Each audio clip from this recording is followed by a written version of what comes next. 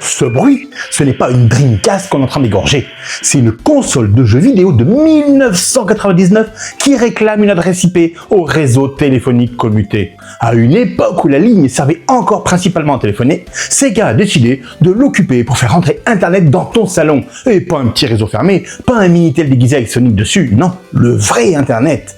Des sites web, des emails, des téléchargements, du jeu en ligne, du crossplay, de la traduction automatique et même du chat vocal. Tout ça avec un modem européen limité à 33,6 kilobits par seconde. Autrement dit, le futur était déjà là, mais il arrivait à environ 4 kiloctets par seconde et empêchait votre mère de recevoir un appel. Aujourd'hui, on va donc comprendre comment ce petit morceau de plastique accroché à la Dreamcast fonctionnait, à quoi il se connectait réellement, pourquoi 33K pouvait suffire pour jouer, et comment des passionnés l'utilisent encore en 2026.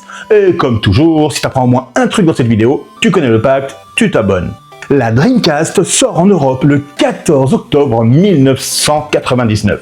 Sur son côté, elle possède un élément que beaucoup de propriétaires n'ont probablement jamais utilisé. Un modem.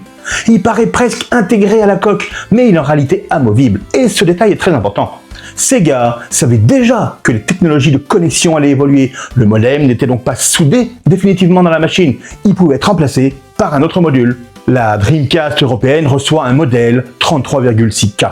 Aux États-Unis, les consoles disposent d'un modèle 56K. À l'époque, en France, tout le monde aura appelé ça un modem 33600 baud. C'est d'ailleurs probablement ainsi que vous l'avez connu. Les vendeurs parlaient en baud, les magazines parlaient en baud, et nous aussi, on parlait en baud. Techniquement, pourtant, Sega annonçait bien 33,6 kilobits par seconde, car un baud et un bit, c'était déjà plus la même chose. Un bit par seconde, ça mesure une quantité de données. Le baud, ça mesure le nombre de symboles transmis à chaque seconde. Avec les tout premiers modems, effectivement, un symbole correspondait souvent à un bit. Les deux valeurs pouvaient donc se confondre. Mais avec les modulations plus évoluées, chaque symbole pouvait représenter plusieurs bits. Un modem à 33,6 kilobits par seconde ne travaillait donc pas à 33 600 bauds, mais à seulement quelques milliers de symboles par seconde. Mais essayez donc d'aller expliquer ça aux vendeurs du rayon informatique de chez Auchan en 1999. À 33,6 kilobits par seconde, le débit maximal théorique représente environ 4,2 kilooctets par seconde, avant même de retirer les protocoles de correction et d'erreur. Un simple fichier d'un seul mégaoctet pouvait donc demander 4 ou 5 minutes. Aujourd'hui, une photo prise avec un téléphone aurait le temps de jaunir comme une Dreamcast avant la fin du téléchargement. Mais avant de télécharger quoi que ce soit, il fallait déjà établir une connexion. La Dreamcast se branchait directement sur le RTC, le réseau téléphonique commuté, par la même prise en T que le téléphone familial. Et sur ce sujet, je suis légèrement dans ma zone de confort. Gris, blanc, bleu, violet, incolore, marron, jaune, orange. Je me souviens encore du câblage des conjoncteurs téléphoniques.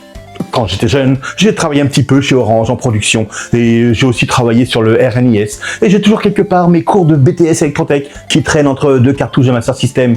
Alors aujourd'hui, pour une fois, la Dreamcast vient jouer directement sur mon ancien terrain professionnel. On entend parfois dire que le modem se branchait sur le téléphone analogique. C'est pas totalement faux, mais c'est pas ainsi qu'on formulait à l'époque. On parlait du RTC. La boucle locale entre l'abonné et le central téléphonique transportait bien le signal analogique utilisé par le modem. Mais derrière, le cœur du réseau, il était déjà numérisé et reposé sur de la commutation temporelle. Donc, c'était pas deux boîtes de conserve reliées par une ficelle. Et puis j'ai aussi travaillé sur le RNIS, le réseau numérique, intégration de services, ou Numéris pour les anciens. Je vais m'arrêter là parce que sinon je vais venir vous installer une TNR et cette vidéo va devenir une vidéo sur France Télécom au lieu de parler de la Dreamcast. Bref, lorsqu'on lançait Dreamkey ou un jeu compatible, le modem composait un numéro exactement comme un téléphone. Le premier son qu'on entendait, il correspondait au chiffre du numéro. Et ensuite, commençait le fameux concert électronique. Ce bruit strident, c'était pas le bruit d'Internet, c'était la négociation entre deux modems. Ils testaient différentes fréquences, ils déterminaient la fréquence utilisable, ils choisissaient une méthode de modulation et vérifiaient comment corriger les erreurs. En résumé, la Dreamcast criait dans le RTC jusqu'à ce qu'une autre machine lui réponde. Oui, je parle couramment le 33K. Une fois l'accord trouvé, le haut-parleur du modem se taisait, mais la connexion continuait. La console établissait notamment une liaison PPP, le protocole point à point également utilisé par les ordinateurs connectés au réseau commuté. Elle obtenait une adresse IP et pouvait échanger de véritables paquets de données sur Internet. Donc non, La Dreamcast ne se connectait pas simplement à une sorte de gros BBS réservé à Sega. En Europe, elle passait initialement par Dream Arena. Sega avait travaillé avec plusieurs partenaires pour obtenir un numéro d'accès dans chaque pays.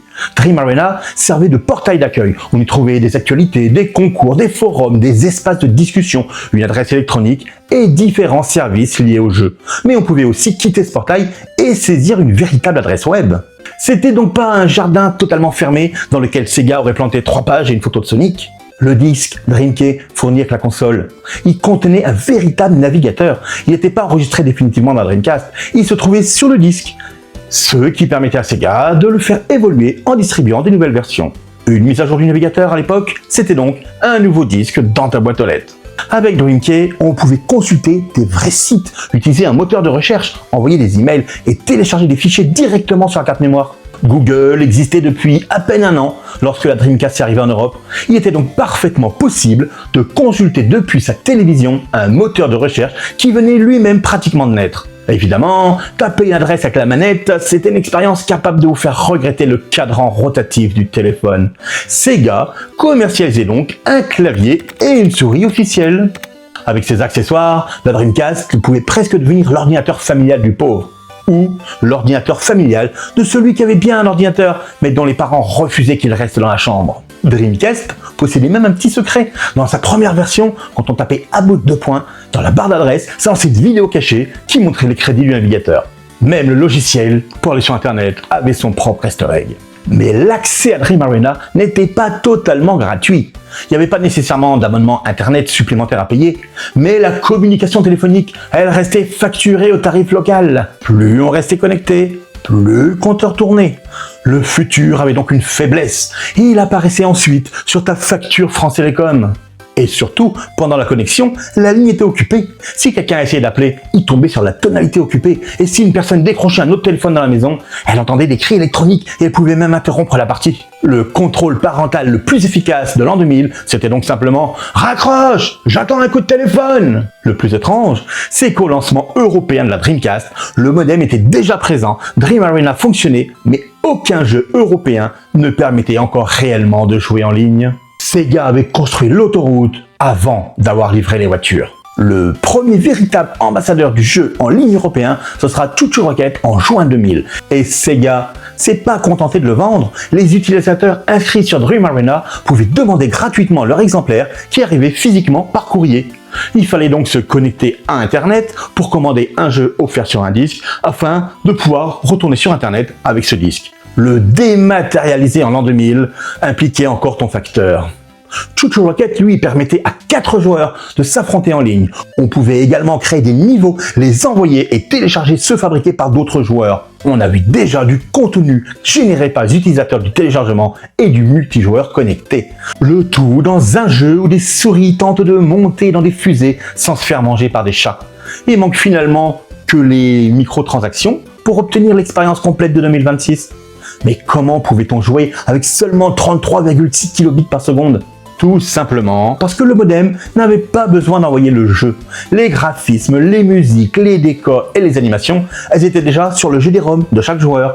La connexion ne transmettait que des informations nécessaires. La position d'un personnage, une direction, un tir, l'utilisation d'un objet ou le résultat d'une action. Si 2 joueurs traversaient la même forêt dans Phantasy Star Online, le modem n'envoyait pas la forêt. Chacun possédait déjà ses propres arbres sur son GD-ROM.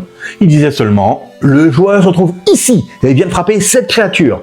Pour le jeu en ligne, la quantité de données est souvent moins importante que leur régularité et leur délai d'arrivée. C'est la latence qui peut rendre une partie insupportable, pas uniquement le débit maximal.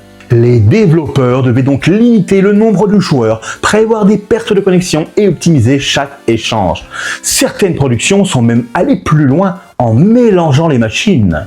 Cat Evolution permettait à des joueurs Dreamcast, PC et Mac de participer aux mêmes courses, du crossplay au modem en 2000. Aujourd'hui, certains éditeurs organisent 3 conférences et publient une feuille de route pour annoncer exactement la même chose. Puis arrive Phantasy Star Online. On le présente parfois comme le premier MMO sur console, même s'il s'agit plus précisément d'un jeu de rôle en ligne organisé autour d'équipes de 4 joueurs. Mais son importance est incontestable. Pour beaucoup de joueurs, c'était la première fois qu'une console leur permettait de rencontrer naturellement des inconnus japonais, américains ou européens. Sonic Team avait même anticipé un problème que certains jeux modernes n'ont toujours pas complètement résolu. Comment faire communiquer des joueurs qui ne parlent pas la même langue? Phantasy Star Online proposait le système World Select. Le joueur construisait une phrase à partir de mots et d'expressions prédéfinis et le jeu l'affichait automatiquement dans la langue choisie par le destinataire. 5 langues étaient prises en charge: japonais, anglais, français, allemand, espagnol. Un français pouvait donc sélectionner « j'ai besoin d'aide » et un japonais recevait directement l'équivalent dans sa langue. Et il y avait aussi le symbole chat qui permettait de composer des petits visages et des dessins accompagnés de sons. Sega avait inventé le message traduit automatiquement et l'emoji personnalisé avant que les réseaux sociaux ne viennent transformer tout ça en aubergine et en flammes. Le modem y servait d'ailleurs pas uniquement multijoueur. Plusieurs jeux possédaient leur propre page web. On pouvait consulter des classements, envoyer des temps, récupérer des missions, des sauvegardes, des événements temporaires, des petits contenus supplémentaires stockés dans la VME. Sonic Adventure, notamment, il a reçu des événements spéciaux liés à Noël, au Nouvel An, à Halloween. La Dreamcast pratiquait donc déjà le DLC. Il était minuscule, généralement gratuit, et certains contenus ne faisaient qu'activer des éléments déjà présents dans le disque. Mais le principe était là.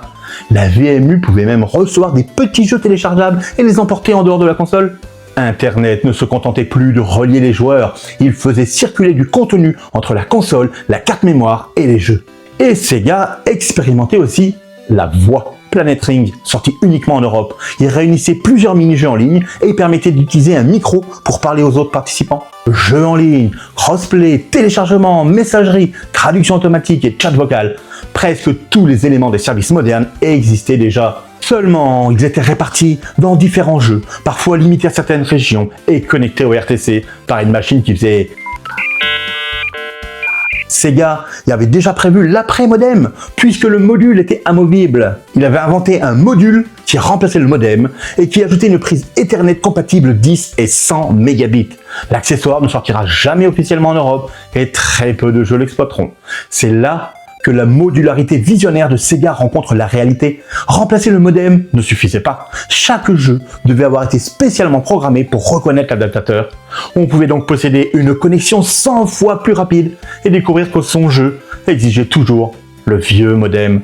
Même dans le futur, il faut lire la liste des appareils compatibles. La Dreamcast n'était donc pas la toute première console capable de communiquer à distance. Avant elle, il y avait déjà le Mega Modem, le X-Band, le Stellaview ou le Netlink de la Saturn. Mais ces systèmes reposaient sur des accessoires optionnels ou des services très spécifiques. des services très spécifiques ou des marchés très limités. La différence, c'est que Sega avait placé le modem directement dans l'équipement standard de la Dreamcast sur la plupart des marchés et construit toute l'identité de la console autour de la connexion. Et c'est là que je fais le logo avec ma main. Internet n'était plus une curiosité ajoutée après coup. Il faisait déjà partie du projet dès la conception. Malheureusement, Sega avait vu juste beaucoup trop tôt. En 1999, les connexions rapides restaient rares. Les communications sur le RTC coûtaient cher. Les normes et les fournisseurs variaient dans tous les pays. Et les joueurs n'avaient pas encore l'habitude de connecter une console. Dream Arena dépendait de partenaires différents en Europe. Les premières versions de Dreamcast imposaient les fournisseurs choisis par Sega. Et il y a même des jeux qui perdaient leur fonction en ligne dans leur adaptation européenne. Et surtout, la Dreamcast n'est pas restée suffisamment longtemps sur le marché pour que tout cet écosystème ait le temps de devenir normal. Quelques années plus tard, Xbox Live reprendra l'idée d'un réseau unifié avec une connexion haut débit devenue plus courante et un constructeur encore présent pour soutenir sa machine. La Dreamcast n'avait donc pas inventé chaque élément séparément. Elle avait simplement assemblé presque tout le jeu vidéo moderne dans une console sortie au siècle précédent. Et le plus beau dans tout ça, c'est que son modem, il n'est toujours pas devenu complètement inutile. En 2026, DreamBuy permet de recréer une connexion téléphonique à l'aide d'un Raspberry Pi, d'un modem USB et, pour les modèles européens, d'un petit montage fournissant la tension de ligne attendue. La Dreamcast compose un faux numéro, le modem USB lui répond, le Raspberry Pi récupère ensuite les données et les transmet par une connexion Internet moderne vers des serveurs communautaires. Pour la console, rien n'a changé. Elle pense toujours appeler un fournisseur d'accès sur le RTC en 33K. C'est un peu comme un Truman Show pour modem. Des passionnés ont restauré des fonctions en ligne d'une quarantaine de jeux. En 2026, de nouveaux serveurs continuent même d'être créés pour des titres qu'on croyait définitivement hors ligne. Quant au vieux navigateur américain Planet Web 3.0, il arrivait encore à joindre certains services de Google jusqu'en décembre 2025, avant qu'il fasse des mises à jour et que la compatibilité technique disparaisse. Ce petit modem, que beaucoup n'ont jamais branché, il aura donc survécu à la carrière commerciale de la Dreamcast, à Dream Arena, à SegaNet et même au bon vieux RTC. La Dreamcast, elle n'avait pas seulement imaginé le futur, elle l'avait déjà installé dans le salon. Il fallait simplement demander à tout le monde de ne pas décrocher le téléphone.